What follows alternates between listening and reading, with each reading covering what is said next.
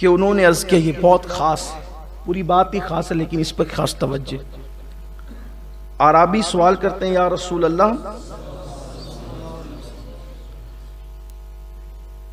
रोज़े क़यामत के दिन मैं अल्लाह से इस हालत में मिलना चाहता हूं कि मेरे वजूद पर कोई गुनाह ना हो,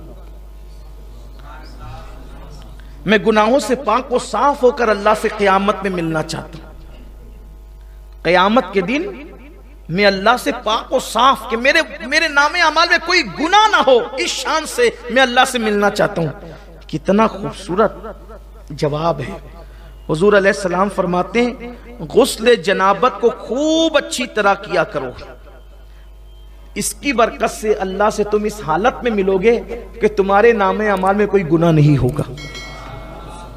यानी गुस्ल जनाबत जो लोग अच्छी तरह करते हैं, क़यामत के दिन वो गुनाहों से पाक होकर के उठेंगे। पहली बात तो लोग 2-2 3 तक गुस्ल जनाबत को 2-3 दिन तक करते ही नहीं है, ऐसे ही घूमते रहते हैं। हुजूर अकरम सल्लल्लाहु अलैहि वसल्लम फरमाते हैं कि जहां जुनबी हो, यानी जिस शख्स पर, जिस मर्द औरत पर गुस्ल जनाबत फर्ज हो, वो जहां होगा वहां अल्लाह की रहमत के फरिश्ते नहीं होंगे। कुछ लोगों के बारे में तो हम देखते भी है, सुनते भी है कि वो ऐसे उठ करके लूम चलाने भी चले जाए, साइजिंग में भी चले गए, दुकान में भी आ गए, और उसके बाद जब उनको मौका मिला फिर वो तब गुस्ल करेंगे। मेरा खुद का तजुर्बा ये मैं बता रहा हूं आपको।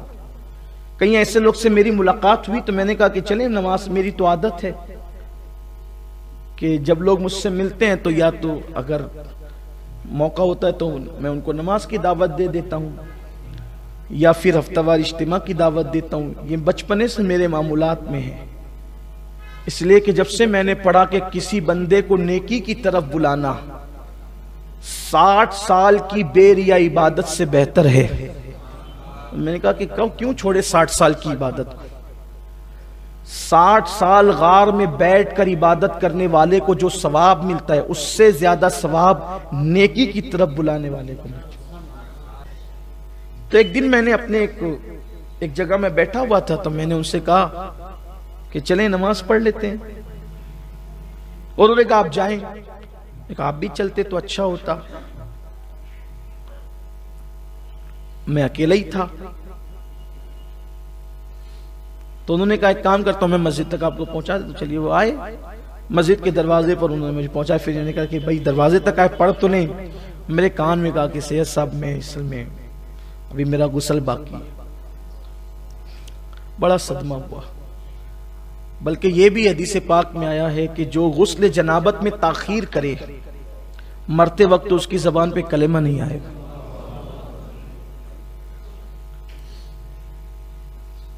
आदत बना लें, जब फारिग हों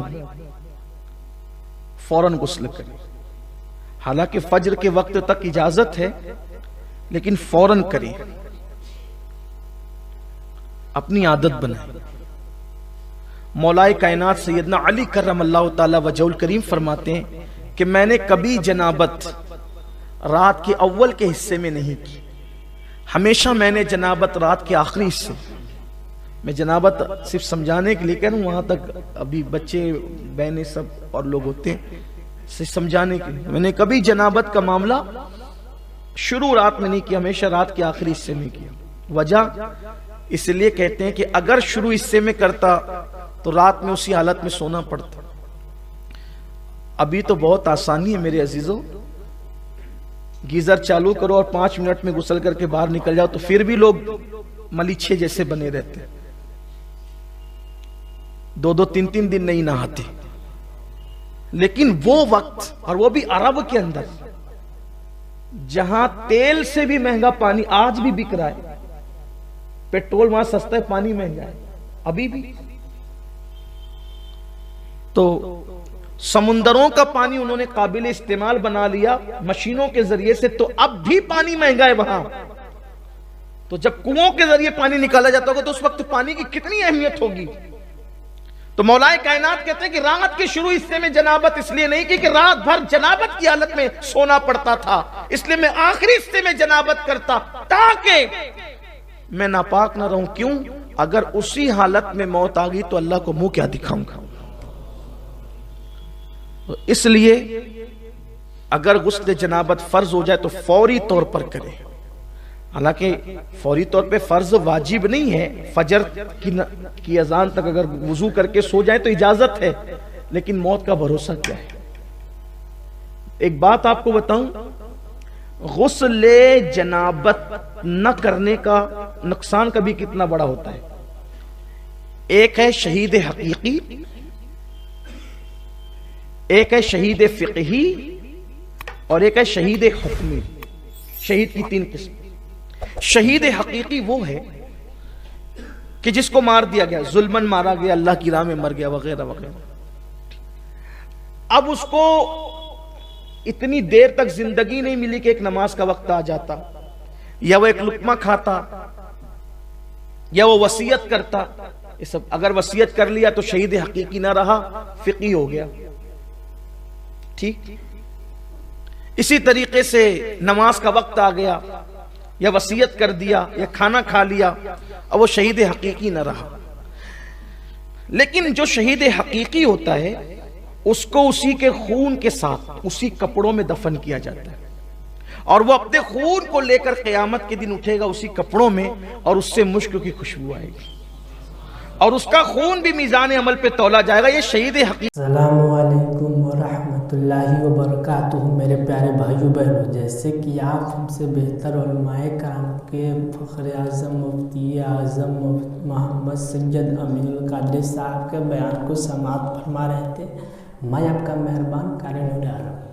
अगर इस चैनल पर पहली बार आए होंगे तो ज़रूर से ज़रूर सब्सक्राइब कर दीजिएगा और एक दूसरे तक शेयर भी कर दीजिएगा, ताकि हर मुसलमान भाइयों को पता चले कि यह मसला कि आपको बहुत ही कम ही उम्मीद होगा।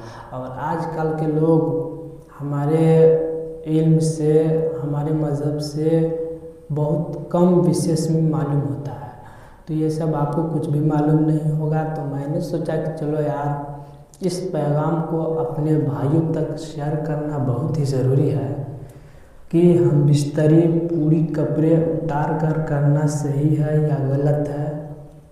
ये सब आपको बयान सुनने के मुताबिक आपको समझ में आ गया होगा कि करना सही है हम बिस्तरी पूरे कपड़े जिसमें उतार कर कि नहीं है।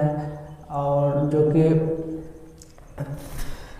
आप सब लोग के ये मन में होगा ना कि मैं आपका मेहमान कारी नूर आलम, अगर इस चैनल पर ज़रूर से ज़रूर, तो मैंने सोचा कि चलो यार, इस पैगाम को बहुत ही ज़रूरी है, और क्यों नहीं ज़रूरी है, बहुत ही ज़रूरी है। तो मैं आपका मेहरबान कारी नूर आलम, अगर इस चैनल पर नए होंगे तो ज़रूर से ज़रूर सब्सक्राइब कर दीजिए और एक दूसरे तक शेयर भी कर दीजिएगा। खुदा हाफिज़, दुआओं में याद रखिएगा।